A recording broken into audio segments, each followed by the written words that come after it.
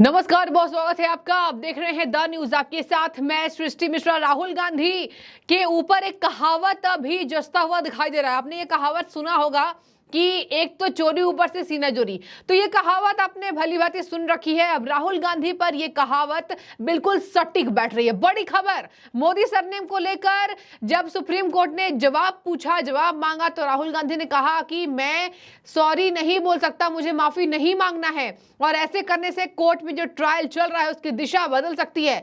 एक तो राहुल गांधी ने कह दिया ये अपवाद है, जिस तरीके से ये शिकायत की गई है ये अपवाद है, और उसमें से भी मैं माफी नहीं मांग सकता। अगर पूर्णेश मोदी ये कह रहे हैं कि राहुल गांधी कहीं ना कहीं घमंडी हैं और उनके ऊपर अहंकार है, तो वो केवल इसलिए कर रहे हैं, वो केवल इसलिए बातें कह रहे हैं क्योंकि मैंने माफी मांगने से इनकार कर दिया है। अब देखिए दर्शकों, एक तो मोदी सरनेम को लेकर लगातार राहुल गांधी से कहा जा रहा था माफी मांग लीजिए, सब कुछ ठीक हो जाएगा।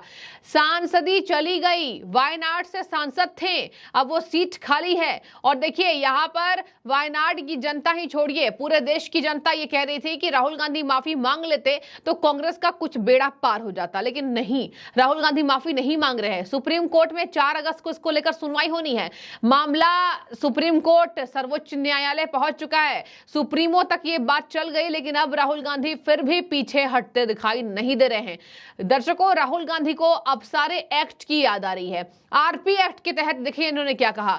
इन्होंने कहा कि आपराधिक प्रक्रिया और उसके परिणामों का उपयोग करना अदालत में चल रही प्रक्रिया का दुरुपयोग भी हो सकता है। मतलब इनको आरपी एक्ट की याद आ रही है। आरपी एक्ट के अकॉर्डिंग कहा जा रहा है कि उस एक्ट के अकॉर्डिंग, उसके तहत आपराधिक प्रक्रिया और उसके परिणाम का उपयोग करना, उसके परिणाम जो आ सकते हैं उसका उपयोग करना अदालत में चल रही प्रक्रिया का दुरुपयोग है। कौन सी प्रक्रिया? जो इनके ऊपर ट्रायल चल रहा है। कौन सा परिणाम? माफी मांगने का परिणाम। और इसी मद्देनजर मैं आपको बता रही हूं कि राहुल गांधी बुरे फंसते हुए दिखाई दे रहे हैं। मैं आपको अच्छे से समझाऊंगी किस तरीके से राहुल गांधी का मामला और फंसता हुआ नजर आ रहा है।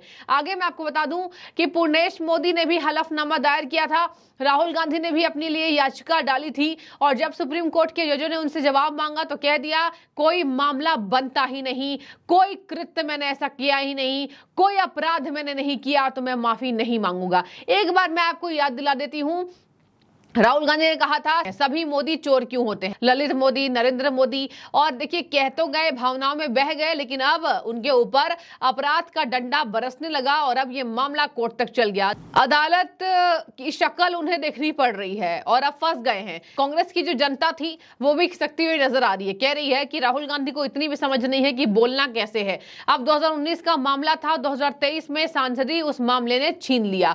अब आपको बता रहे हैं इससे भी सबक लेते हुए कांग्रेस नेता दिखाई नहीं दे रहे हैं। यानी इनमें अहंकार इतना है, इनमें इतना ज्यादा घमंड भरा हुआ है कि पूरे कांग्रेस पार्टी नहीं, ये पूरे देश को संदेश दे रहे हैं कि हम गलती भी करेंगे, ऊपर से माफी भी नहीं मांगेंगे। एक तो चोरी, ऊपर से सीना चोरी, और यही कहावत इन पर अडिग, इन पर सटीक होती दिखाई दे रही है। अब मैं आपको बता दूं कि कांग्रेस नेता ने माफी मांगने से इनकार कर दिया, हलफनामा दायर किया और कहा कि माफी मांगने का सवाल नहीं उठता है।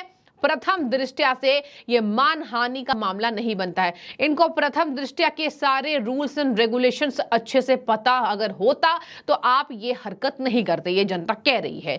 हरकत मतलब देखिए, आप राजनीति में कुछ भी तंज कस लीजिए, सरकार के कामों का ब्यौरा दे दीजिए, और देखिए झूठ का ब्यौरा भी राजनीति में खूब चर्चा होता है। झूठ का ब्यौरा आप दे देते तो ठीक होता। आपने किसी समुदाय के लिए ऐसी बातें कह दी जो आपको पता है कि समुदाय को आहत करना संविधान के अनुच्छेद के खिलाफ है, उसके बाद भी आपके ऊपर आपराधिक मामले जब बन गए तो आप कह रहे हैं कि मेरे ऊपर आपराधिक मामले नहीं बन रहे हैं, ये कोई कृत्य नहीं है। और कहा है, देखिए सुन लीजिए, अदालत से ऊपर हो गए राहुल गांधी जी। आप अदालत से ऊपर राहुल गांधी ने अपनी बातों को रख दिया, कह रहे हैं मेरे ऊपर जो मामला है वो केवल अपवाद है। जी हां, अपवाद बताया है और इसलिए मैं माफी नहीं मांगूंगा। आगे मैं आपको बता दूं, उन्होंने कहा है कि उनके खिलाफ मामला अपवाद है जिसके मद्देनजर दोष सिद्धि पर रोक लगाई जाए, यानी इनको दोष नहीं मिलना चाहिए। इनके ऊपर जो भी सजा का प्रावधान बनेगा, सुप्रीम कोर्ट तक मामला चला गया है, सूरत के हाई कोर्ट का ये कर रहे हैं कि खारिज करवा दो इस फैसले को। जिस तरीके से मानहानि मुकदमे में इन्हें गुजरात से बहुत बड़ा झटका लगा, मानहानि मुकदमे में जुर्माना भी लगा, मुकदमा भी दर्ज किया गया, सांसदी छिन गई, अगले 6 साल तक चुनाव नहीं लड़ सकते हैं। तो देखिए 2 साल अभी सजा होगी इनको और 2 साल के बाद अगले 6 सालों तक चुनाव नहीं लड़ सकते। जोड़ तोड़ की राजनीति, 8 साल बर्बाद, और 8 साल के लिए इन्होंने यही कहा कि मेरा पूरा करियर, राजनीतिक करियर खत्म हो जाएगा। तो अगर राजनीतिक करियर आपका खत्म होने की कगार पर आ चुका है तो माफी मांग लेते तो बेहतर होता। ये जनता कह रही है, बीजेपी के तमाम नेता कह रहे हैं। देखिए अब ये लेकिन लग रहा है कि राजनीतिक करियर खत्म होने का कोई दुख इन्हें नहीं है, कोई चिंता नहीं है।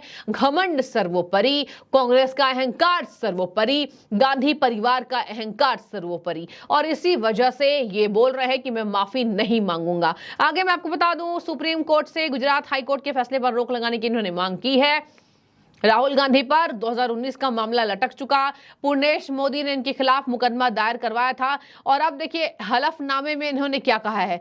जब पूर्णेश मोदी ने कहा ये अहंकारी है, तो देखिए राहुल गांधी ने किस तरीके से माफी नहीं मांगी और अपने आप को बड़ा दिखाने की वजह से इन्होंने ये तक कह दिया कि केवल इसलिए उन्होंने निंदा की है क्योंकि राहुल ने अपने हलफनामे में माफी मांगने से इनकार कर दिया, और इसी वजह से पूर्णेश मोदी उन्हें अहंकारी शब्दों का इस्तेमाल उनके लिए कर रहे हैं। उन्होंने ये भी कहा कि मैं इस पूरे मामले को कोर्ट पर छोड़ने को तैयार हूं।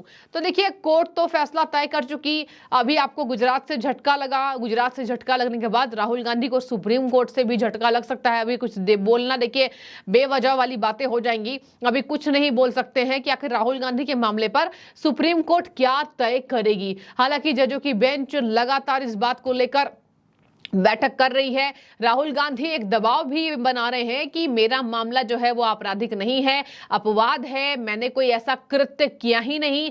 जबकि आपको बता दें उन्होंने कहा है कि मैं गांधी हूं, मैं सावरकर नहीं हूं जो मैं माफी मांगूंगा। वीर सावरकर के पोते ने उनके खिलाफ एफआईआर कराया, और मोदी सरनेम को लेकर जो उन्होंने कहा था कि सभी मोदी चोर होते हैं, उस पर तमाम जगहों पर बिहार, झारखंड से लेकर गुजरात तक एफआईआर हो गई। तो देखिए इनके ऊपर पहले से ही कई ऐसे केसेस चल रहे हैं। इसके साथ ही अभी जजों की बेंच ने दर्शकों को कहा था कि राहुल गांधी पर जो फैसला हुआ है वो सही है, और राहुल गांधी पर अभी सुप्रीम कोर्ट की एक जजों की बेंच ने कहा था कि यह फैसला सही है क्योंकि इन्होंने इस तरीके से हरकत की है जहां इनके खिलाफ कई राज्यों में आपराधिक मामले दर्ज हो गए हैं। अब देखिए अंतिम में मैं आपको बताऊंगी 4 अगस्त को इस मामले में सुनवाई होनी है, केवल 2 दिन शेष, और 4 अगस्त को देखने वाली बात होगी सुप्रीम कोर्ट के जजों की बेंच इस पर क्या दिशा अपनी तय करता है। हालांकि राहुल गांधी ने कह दिया है माफी नहीं मांगूंगा, ट्रायल का दिशा बदल सकता है। तो जो भी आपकी राय जरूर रखें, क्या लगता है अब राहुल गांधी से ये उम्मीद लगाना बंद करना चाहिए, या फिर राहुल गांधी से ये उम्मीद लगाई जाए कि अंत में भी कुछ तो राजनीतिक करियर अपना बचाने के लिए राहुल गांधी माफी मांगेंगे। अब बंद मना कर दिया है तो आगे राहुल गांधी के साथ क्या ऐसा अंजाम हो सकता है, और आपको क्या लगता है क्या कोर्ट का फैसला सही होगा, क्या सुप्रीम कोर्ट को राहुल को सजा देनी चाहिए या फिर उन्हें बचाना चाहिए? कमेंट करें। बहुत शुक्रिया।